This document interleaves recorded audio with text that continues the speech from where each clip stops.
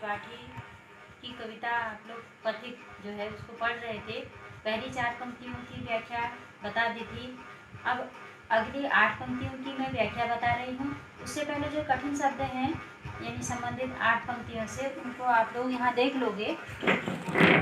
रत्नाकर मने समुद्र, अनिल मने हवा, हरदम मने सदा, विस्तृत मने बड़ा, जल निधि मने समुद्र, दिनकर मने सूर्य, कंचन मंदिर मने स्वर्णमयी मंदिर, कंगूरा मने गुंबद।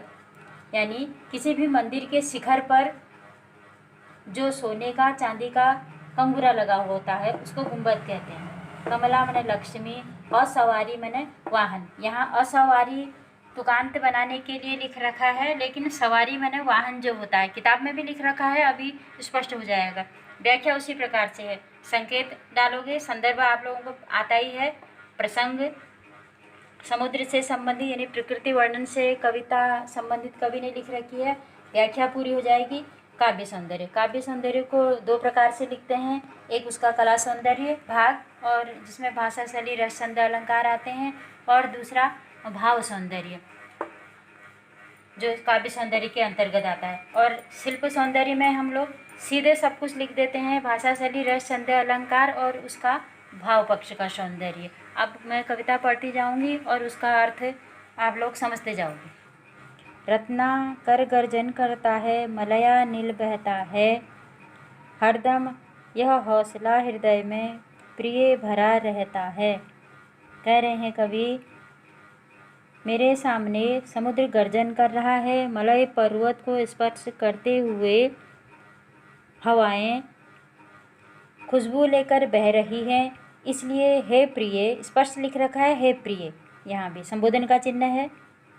इसलिए हे प्रिय, इन सब को देखकर मेरे मन में सदैव यह उत्साह भरा रहता है कि, अब क्या उत्साह भरा रहता है अगली पंक्ति में है, इस विशाल विस्तृत महिमामय रत्नाकर के घर के कोने कोने मैं लहरों पर बैठ फिरूं जी भर के।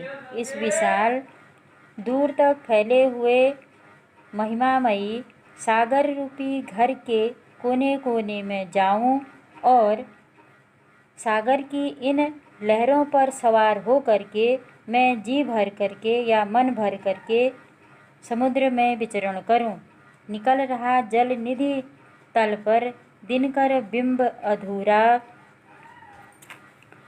कमला के कंचन मंदिर का मानो कांत कंगूरा। अगली कविता में कवि कह रहे हैं अगली पंक्तियों में, देखो सामने समुद्र की सतह पर,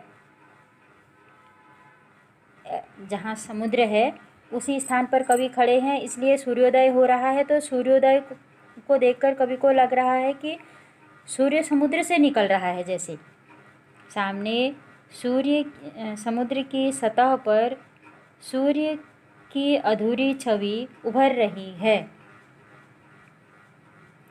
इस अद्भुत सौंदर्य को देखकर ऐसा प्रतीत हो रहा है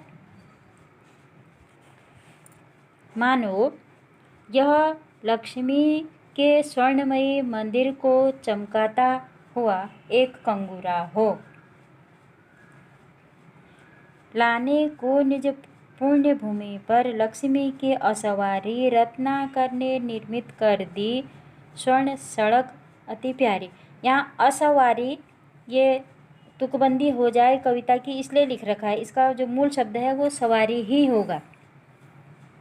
अब आगे कह रहे हैं कवि, सूर्य का उज्ज्वल कंगूरा ऐसा प्रतीत हो रहा है मानो लक्ष्मी की सवारी को इस पुण्य भूमि पर उतारने के लिए स्वयं समुद्र ने, अब देवता मैंने खुद ही लगा दिया है यहाँ पर, समुद्र देवता ने सोने की अति प्यारी यानी अति सुंदर सड़क का निर्माण कर दिया हो। इसका शिल्प सौंदर्य देख लोगे। जहाँ पर यानी दूसरी कविता में, जहाँ दूसरी कविता है वहाँ पर जहाँ वर्णों की आवृत्ति है, यह आप लोगों को पता है कि वर्णों की आवृत्ति होने पर अनुप्रास अलंकार होता है। कोने कोने यह आया है एक शब्द, इसमें पुनरुक्ति प्रकाश अलंकार हो गया। और कविता की लेखन शैली, इसकी भी और इसकी भी लेखन शैली विशुद्ध हिंदी भाषा है। संस्कृत में तत्सम तद्भव शब्दों का प्रयोग किया गया है। शैली में प्रवाहमयी तथा संबोधन शैली का प्रयोग है। शांत रस का प्रयोग किया गया है। तीसरा वाला क्रम भाषा शैली में आई थी, मैं रस बता दिया। इन दोनों कविताओं में शांत रस का प्रयोग किया गया है। कविता पूर्ण रूप से छंदबद्ध है, लयबद्ध है और गाई भी जा सकती है। अब जो अलंकार है दोनों में, मैं तो वो बता रही हूँ, और बाकी जो भाषा शैली, रस और छंद बताए वो सब दोनों में एक जैसे हैं। अलंकार दोनों में जो जिसमें अलग अलग हैं उनको बता रही हूँ मैं। फिर यहाँ लिख रखा है दूसरी कविता में, मानो कांत कंगूरा, जहाँ जनु जानो मनु मानो ये शब्द आते हैं। जनु जानो और मनु मानो, यहाँ मानो शब्द आया है तो यहाँ उत्प्रेक्षा अलंकार हुआ। उत्प्रेक्षा अलंकार का एक और उदाहरण बता रही हूँ मैं आप लोगों को, उससे भी आपको समझ में आ जाएगा कि हाँ, मानो जहाँ शब्द आता है वहाँ उत्प्रेक्षा अलंकार होता है। सोहत ओढ़े पीत पट श्याम सलोने गात, मानो नीलमणि शैल पर आतप पर्यो प्रभात। तो इसलिए यहाँ उत्प्रेक्षा अलंकार हो गया है।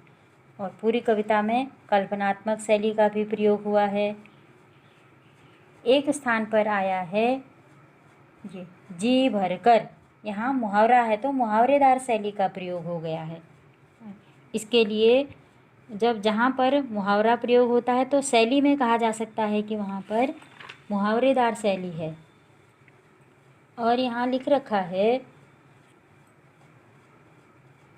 रत्नाकर ने निर्मित कर दी स्वर्ण सड़क अति प्यारी। तो रत्नाकर अर्थात समुद्र का मानवीकरण कर दिया है। कमला के कंचन मंदिर, क वर्ण की आवृत्ति हो रही है। कमला के कंचन अनुप्रास अलंकार है। जहाँ पर भी होता है अनुप्रास अलंकार, वहाँ आप लोगों को पता ही है, क्योंकि वर्णों की आवृत्ति होती है।